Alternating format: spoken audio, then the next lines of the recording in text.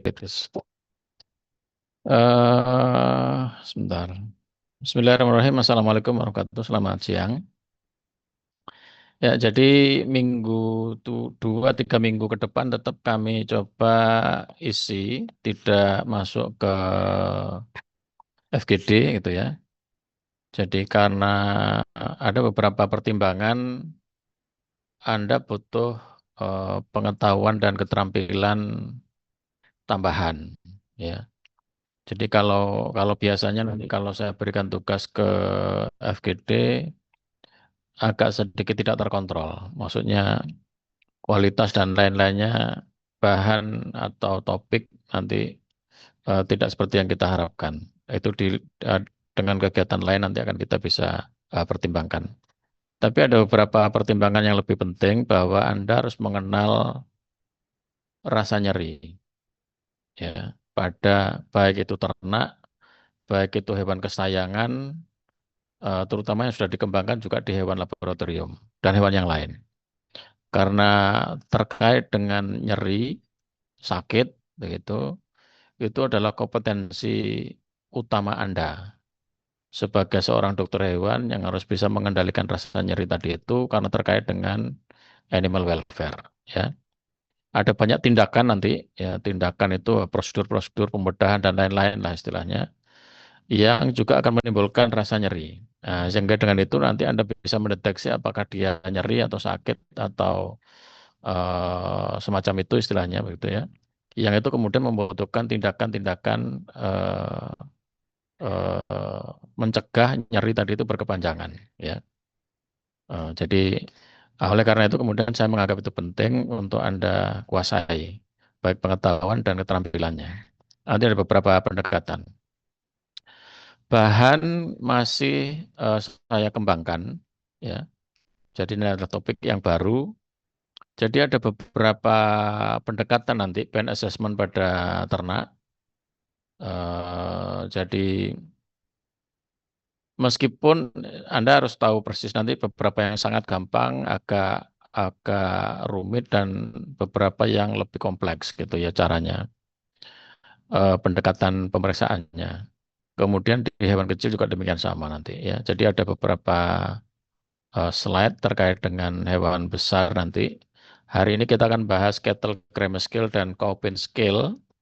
Kemudian minggu depan kita akan bahas locomotion scale dan mungkin akan saya perkenalkan juga apa namanya teknik lain yang lebih kompleks untuk pemeriksaan nyeri pada ternak ya khususnya. Kemudian minggu berikutnya kita bahas pain assessment di anjing kucing ya. Nah, kita masuk di pain assessment pada ruminan dulu. Jadi lebih kepada kita Anda mengetahui dan bagaimana melakukan cattle Grammy scale dan atau Copen scale gitu ya. Jadi ada dua metode. Ya.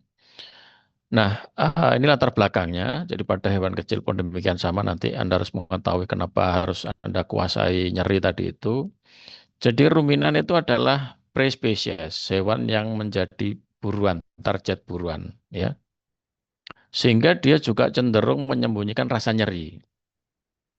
Ya. Kenapa itu penting? Karena nanti kalau Anda merawat ternak atau memelihara ternak atau berkecimpung di dunia ternak itu harusnya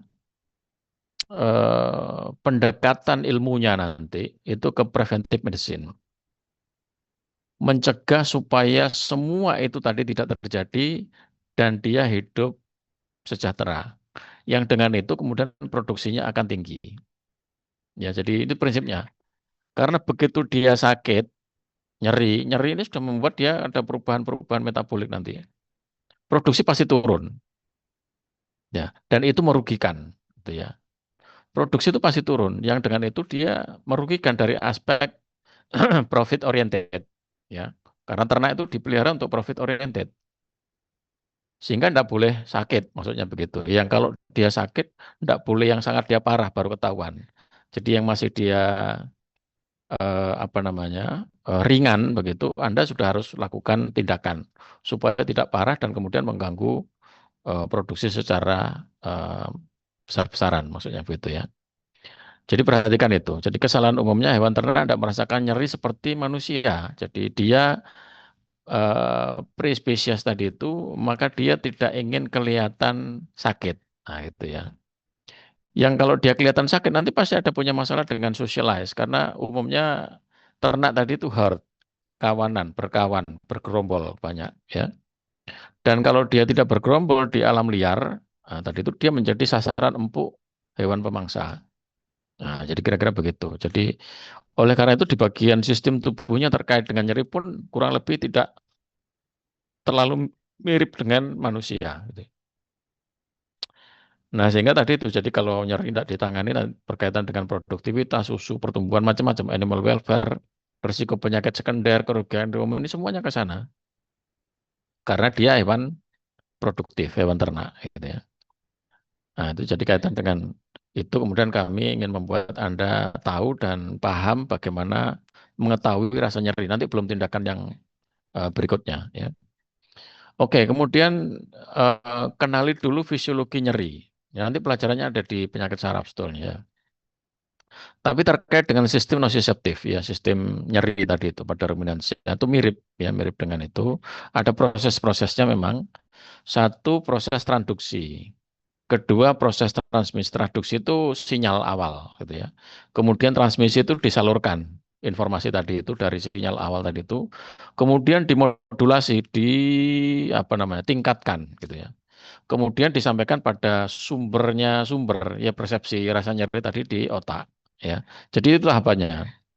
Jadi ada transduksi, transmisi, modulasi, persepsi. Jadi transduksi itu ada di bagian yang paling luar tubuh, katakan begitu, sensor yang paling awal ya. Baik terkait dengan mekanik, termal ataupun kimiawi ya.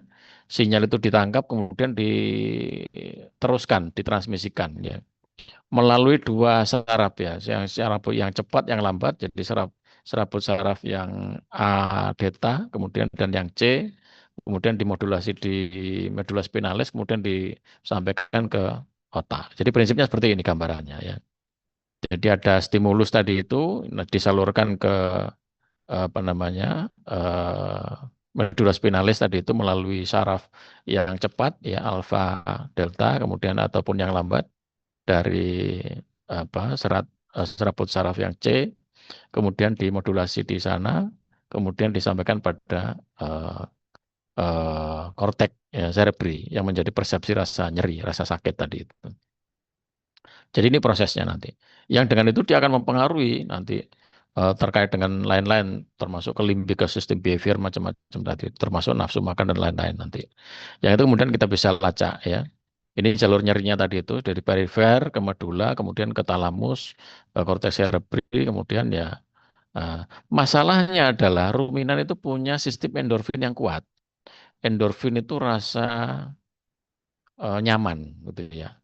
Yang dengan itu kemudian rasa nyeri kemudian tertutupi, ya, terselubung, ditutupi tadi. Tidak kelihatan dia nyeri tadi itu, karena sistem endorfinnya kuat.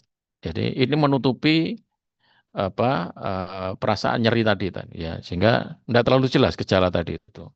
Ya, jadi karena sifat-sifatnya tadi itu Tuhan menyebabkan begitu.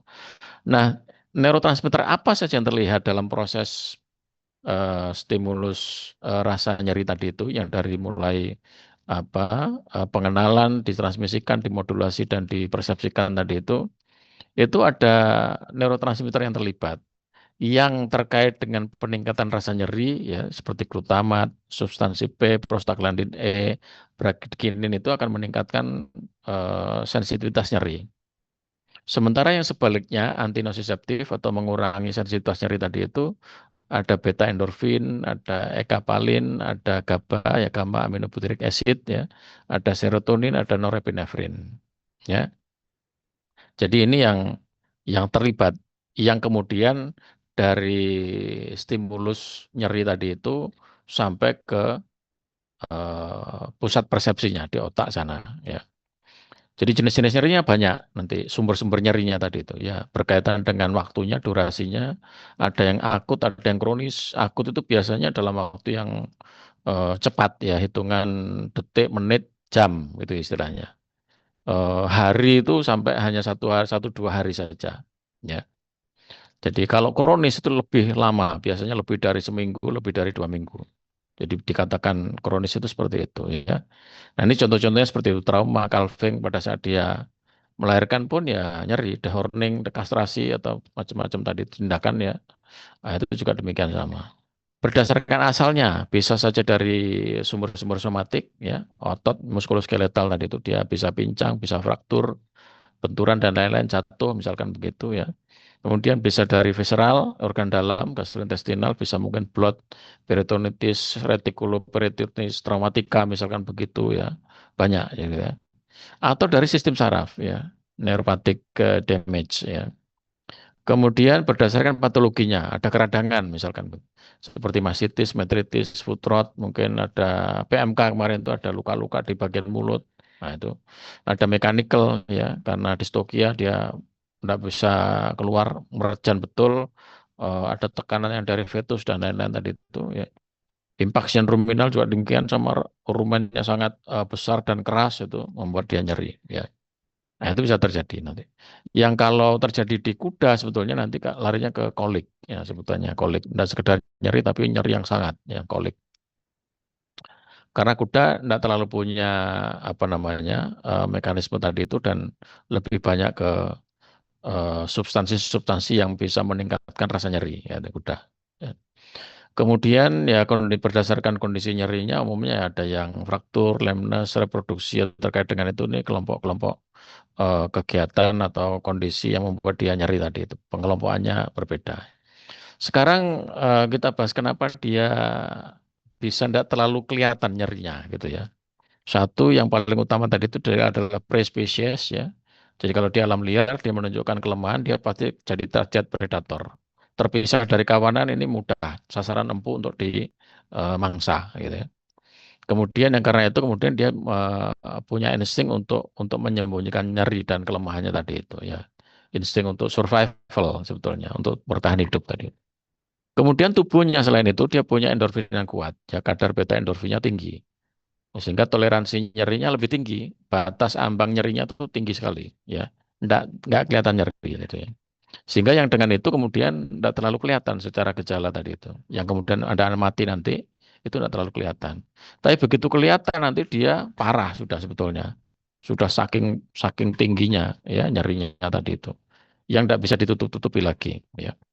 Kemudian terkait dengan social structure, hewannya lemah, dia bisa dikucilkan dari kelompok tadi itu. Atau memang ada pergerakan kelompok yang dia tidak bisa ngikuti karena ada rasa nyeri tadi jalan tidak bisa atau tertatih-tatih dan seterusnya tadi itu, ya dia terpisah dari kelompoknya. Jadi, nah itu kira-kira itu. Jadi sehingga implikasinya apa? Anda butuh observasi yang cermat untuk mencari tahu benarkah dia menderita nyeri atau tidak, gitu ya. Harus cermat, gitu ya. Nah, prinsip pain assessment-nya, jadi tahu kondisinya dulu, normalnya tadi, baseline-nya tadi, normalnya apa, kondisi normalnya, baseline behavior-nya, ya.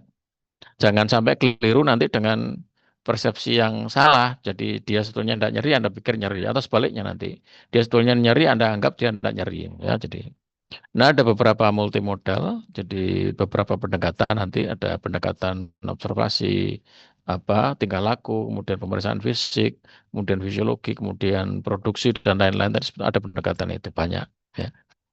Tapi biasanya itu sudah lanjut biasanya nanti. Kemudian kontekstual assessment nanti berkaitan dengan beberapa breed umur tertentu apa itu, kemudian dia kecenderungan menderita apa nyeri tadi itu juga berdasarkan itu, faktor lingkungan juga bisa menentukan. Kemudian time based monitoring, jadi butuh observasi yang apa namanya cukup untuk itu. Yang perlu Anda ketahui sekarang terkait dengan tanda nyeri. Ada beberapa tanda nyeri yang terkait dengan perilaku. Ya, perilaku tertentu itu Anda akan bisa tahu bahwa dia nyeri. Contoh kalau ada perubahan postur, bentuk tubuh, apa namanya, konformasi tubuh. Ya. Misalkan punggungnya melengkung ini nyeri dia. Ada kaki-kaki yang sakit ya, yang kemudian kepalanya biasanya terjulur atau kepalanya nunduk ke bawah, ya. Jadi kepalanya itu nunduk ke bawah, sehingga punggung itu kelihatan melengkung betul. Kemudian dia berpindah dari weight shifting itu berpindah, tekanan tubuhnya berpindah gitu ya. mengurangi tekanan pada kaki yang sakit sehingga kaki yang sakit itu tidak terlalu menapak ya sehingga apa berat atau titik tubuh tadi bergeser berpindah ke kaki yang tidak sakit ya, jadi kelihatan begitu nanti posisinya. Kemudian dia tidak mau rebah karena begitu rebah dia tidak bisa berdiri. Kemudian ada perubahan aktivitas. Jadi dia sebetulnya tidak diisolasi, tapi dia tidak bisa mengikuti kelompok. Gitu. Kelompoknya bergerak, dia terhambat. Ya. Kemudian ada penurunan ruminasi, ada penurunan nafsu makan, kemudian grooming menurun dan lain-lain. Ada vokalisasi. Jadi dia vocalize tadi itu melenguh bahasa bahasa kita melenguh. Lebih banyak dia melenguh, bukan mengeluh ya, melenguh. Muni atau bersuara gitu ya istilahnya bersuara. Nah, ada tanda nyeri yang lain dari ekspresi wajah. Ini sudah banyak diamati, ya. Disebut sebagai cattle pain face. Anda bisa cermati di bagian telinga, mata, di bagian moncong atau hidung, ya, dan di bagian temporal, bagian apa pipi lah katakan begitu ya, wajah, bawahnya mata, ya. Nanti ada beberapa yang dicermati terkait dengan posisi telinga, kemudian apa menurunnya pergerakan gitu ya telinga tidak banyak bergerak telinga itu biasanya bergerak karena ada apa namanya ada serangga yang nempel di situ apa itu dia bergerak terus ya atau dia sudah mencari sumber suara tadi bergerak terus ini enggak ya jadi mata juga demikian sama biasanya dia kalau nyeri lebih ke menyipit gitu ya moncong juga demikian sama jadi kalau kita sakit pun ya kita seperti sedikit meringis gitu ya istilahnya ditarik betul sehingga ada makanya tight facial muscle jadi otot-otot wajah tadi itu ditarik ya sehingga kelihatan kelihatan apa cekung gitu juga di sekitar hidung apa itu apa nostril lubang hidung tadi itu kelihatan gitu ya. Nah, itu kemudian dirumuskan oleh para ahli sehingga ada beberapa pendekatan untuk Anda bisa mengetahui ruminansia tadi itu sakit apa enggak, nyeri apa enggak gitu ya.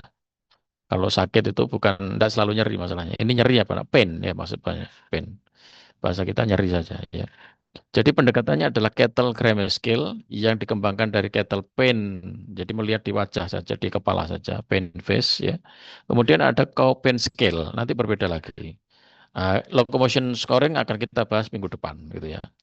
Nah, cattle Grammy scale itu mengamati beberapa hal tadi, empat paling kita ya posisi telinga, orbital, matanya tadi itu, kemudian muscle dan temporal, otot bagian wajah lah kata itu ya. Nah, kalau dia skornya total mestinya, kalau dia apa di maksimal total itu 8. Ya. Nah, kalau dia nyeri, dianggap atau mengalami nyeri tadi itu, kalau dia mendapatkan skor 3 atau 4 atau lebih. Ya. Jadi kombinasi dari itu beberapa tanda-tanda tadi itu kalau dia dapat skor lebih dari 3 atau 4 atau lebih tadi itu benar dia nyeri ya. Nah, ini proses itu bisa dilihat dari berbagai macam, dari foto, dari video, dari betul-betul melihat langsung si hewan tadi itu. Anda akan bisa mengetahui hanya melihat saja, tidak usah di apa namanya, tidak usah diperiksa maksudnya, tidak usah dipalpasi, tidak usah diperkusi, just inspection. Jadi hanya melihat saja. Nanti semester depan kita akan bahas Anda mengamati betul ke locomotion scoring, ya memberikan scoring gitu ya.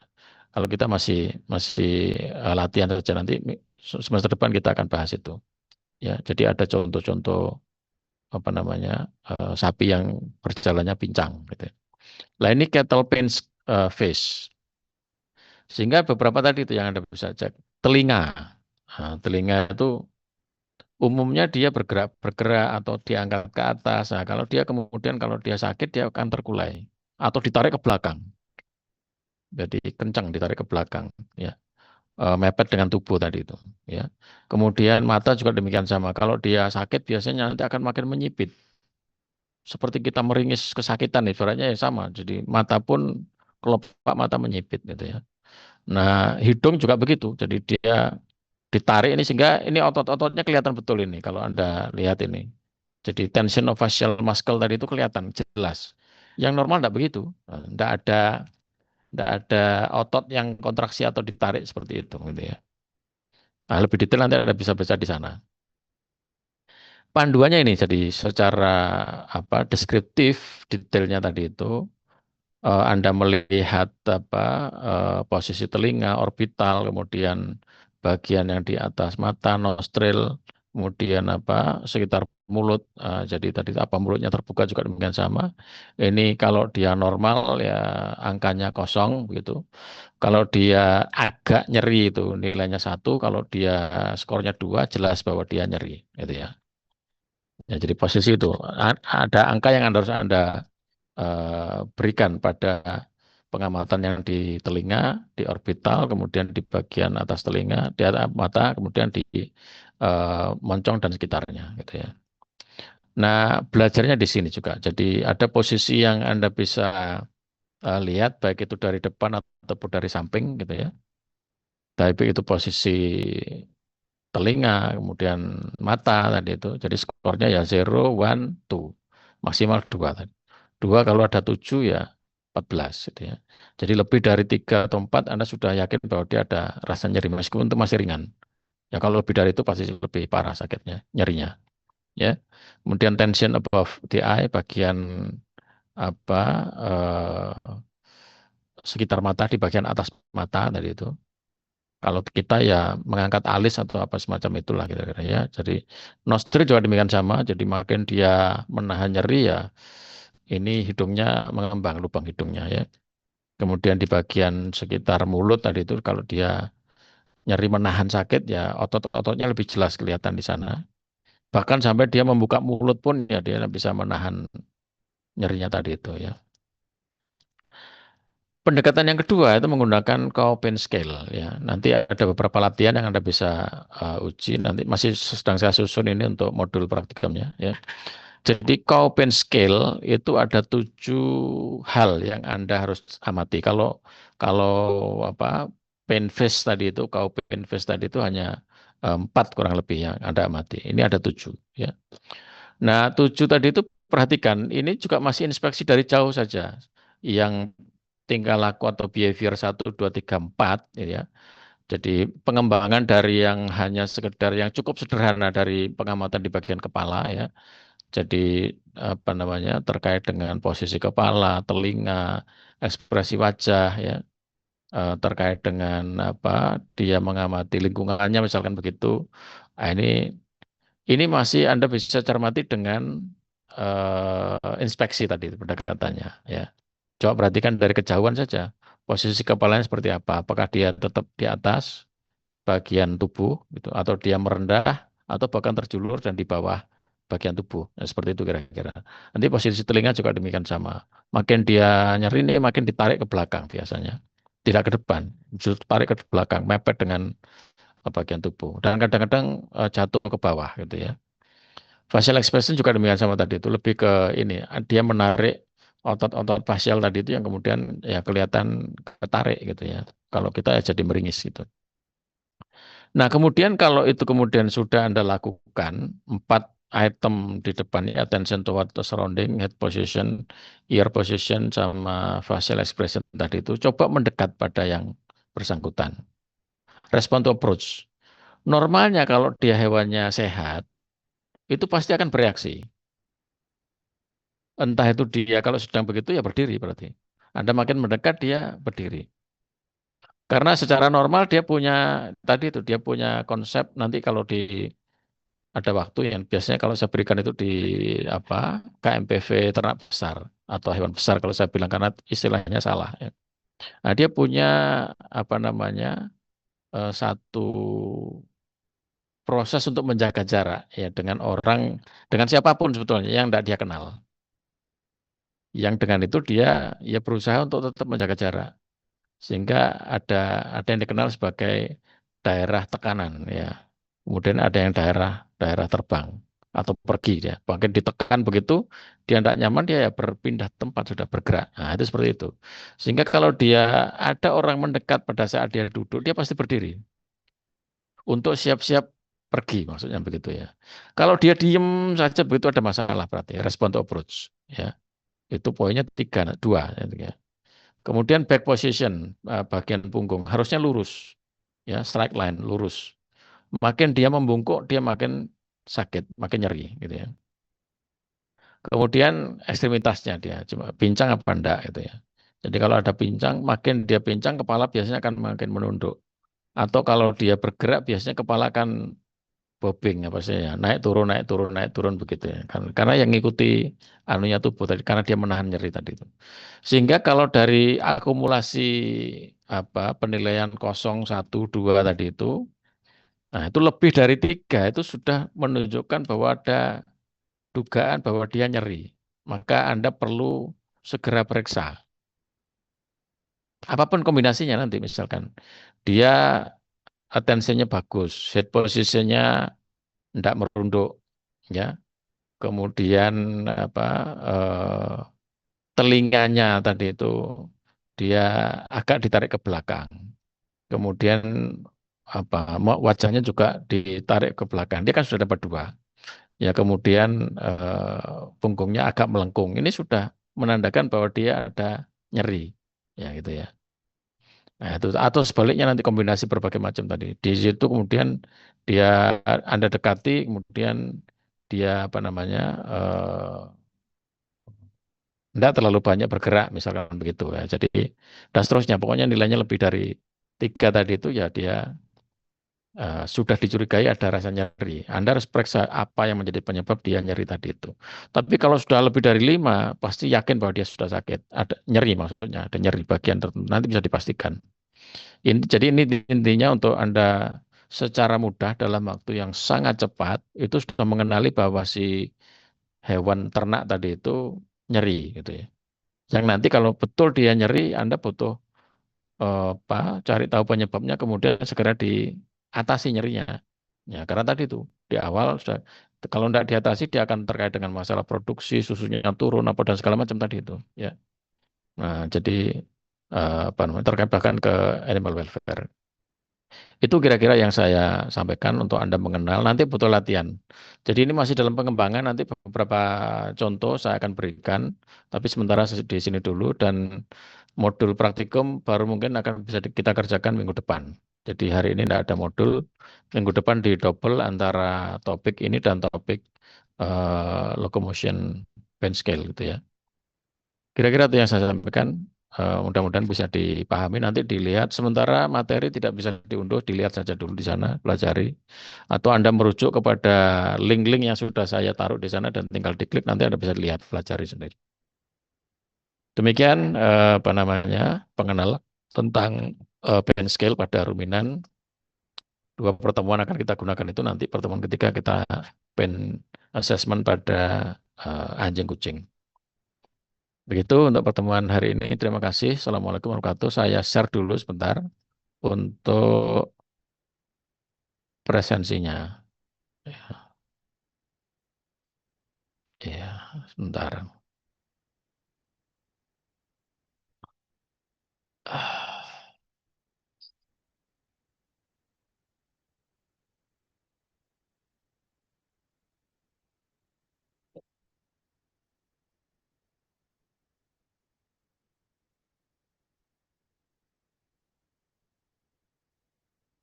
Saya taruh di chatnya Zoom ya.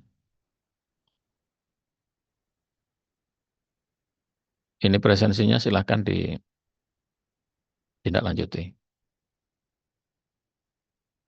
Ada yang ditanyakan mungkin sambil menunggu ini. Ada berapa yang ikut? 73, 72, 73.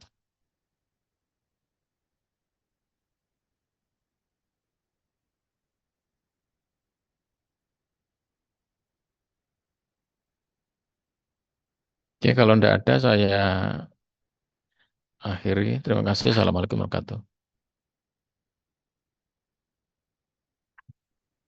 Waalaikumsalam warahmatullahi wabarakatuh. Terima kasih dok. Yuk, ya. Waalaikumsalam warahmatullahi Terima kasih dokter. wabarakatuh. Terima kasih banyak. Terima kasih dokter. Nono.